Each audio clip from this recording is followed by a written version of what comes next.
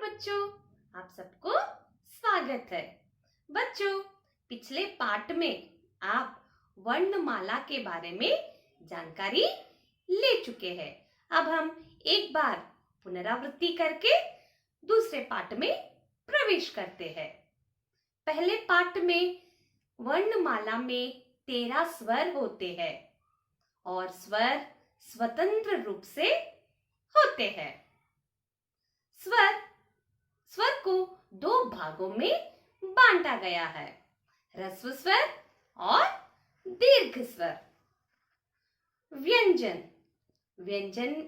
33 व्यंजन होते हैं।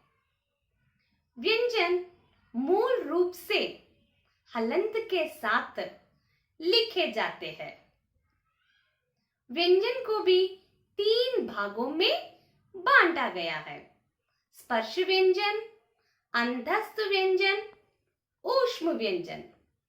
स्पर्श व्यंजन में कुल मिलाकर 25 वर्ण होते हैं।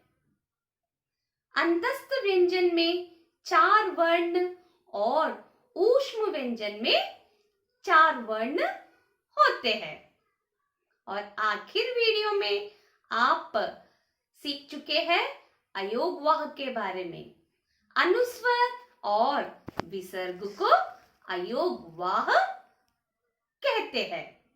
तो चलो बच्चों, आज हम दूसरा पाठ में क्या है देखते हैं।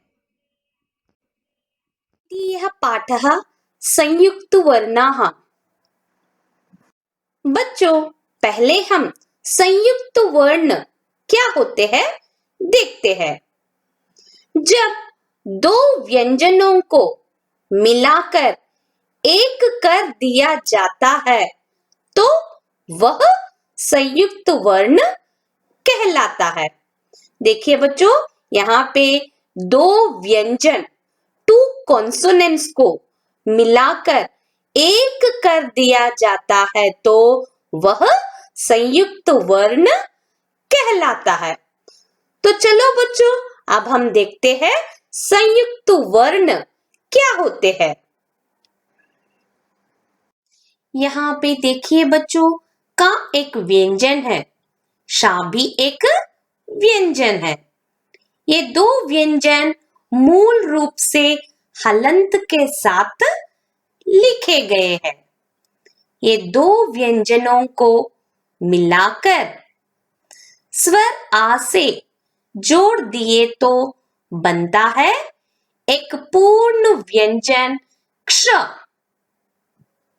बच्चों, उच्चारण करते समय क और शा की आवाज एक साथ आनी चाहिए, तब वह एक ही अक्षर बनता है। तो चलो बच्चों, अब हम क्ष संयुक्त वर्ण शब्दों में किस प्रकार किया जाता है। वृक्ष, कक्षा, क्षमा, अक्षर। इसी प्रकार अन्य संयुक्त वर्ण शब्द भी देखते हैं। ता हलंत व्यंजन, रा हलंत व्यंजन को अ स्वर जोड़ दिए तो बनता है त्र, एक संयुक्त वर्ण।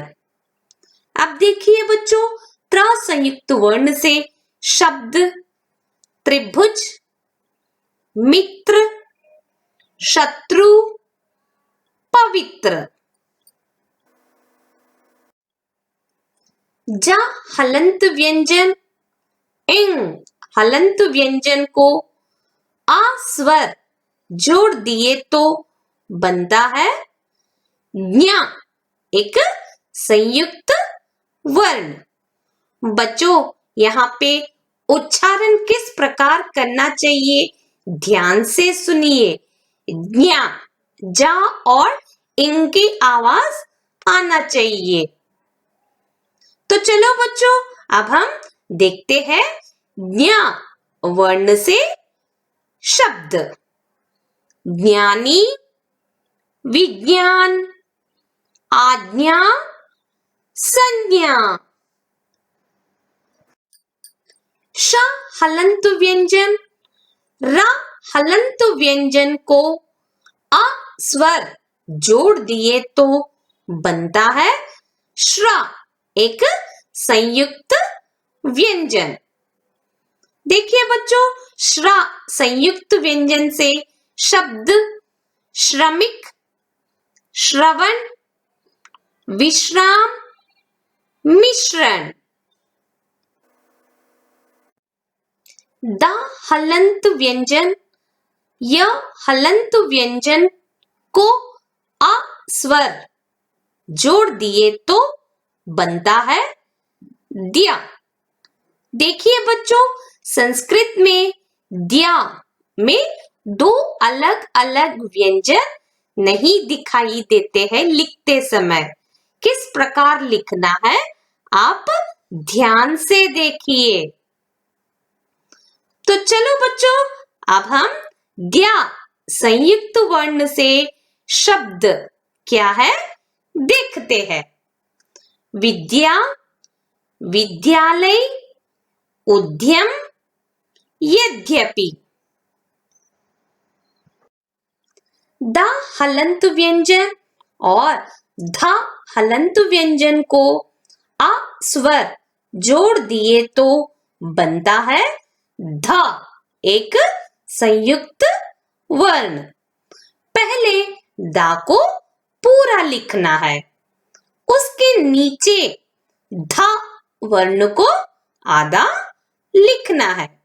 आप इसमें देख सकते हैं ध को किस प्रकार लिखना है, लेकिन उच्चारण करते समय दो वर्णों की आवाज एक साथ ही होनी चाहिए।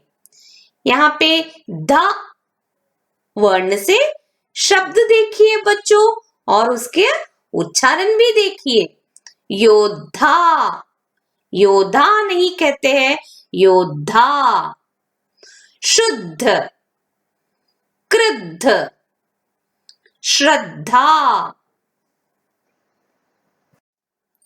द हलंत व्यंजन और व हलंत व्यंजन को अ स्वर जोड़ दिए तो बनता है द्वा, एक संयुक्त वर्ण।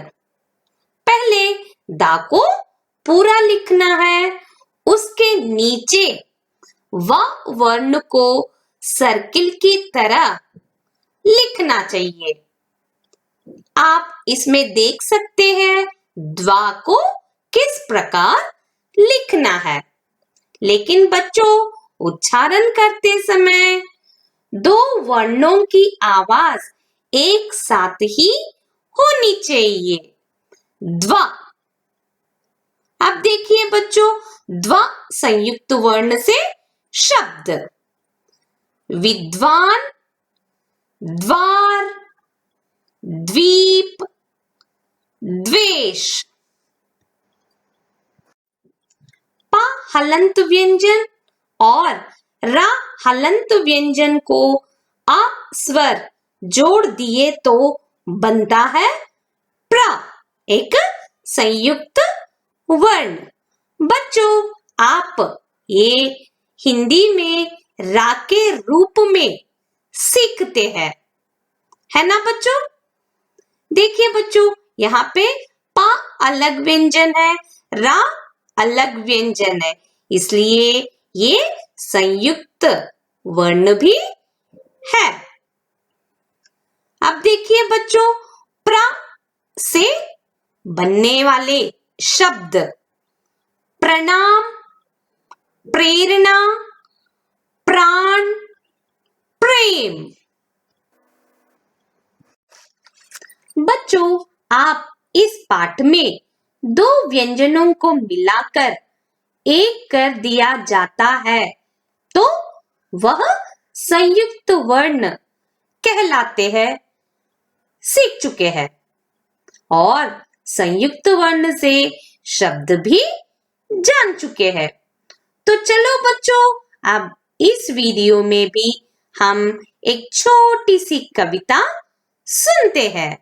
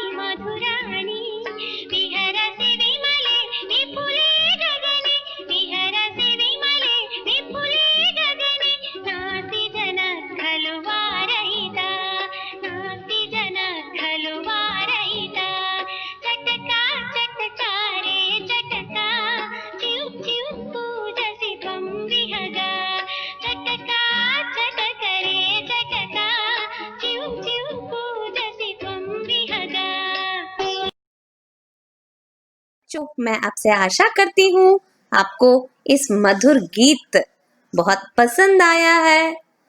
तो चलो बच्चों, अब आपकी बारी है। जो भी वर्कशीट दिया जाता है आप अपने क्लास वर्क में लिखिए। धन्यवाद बच्चों।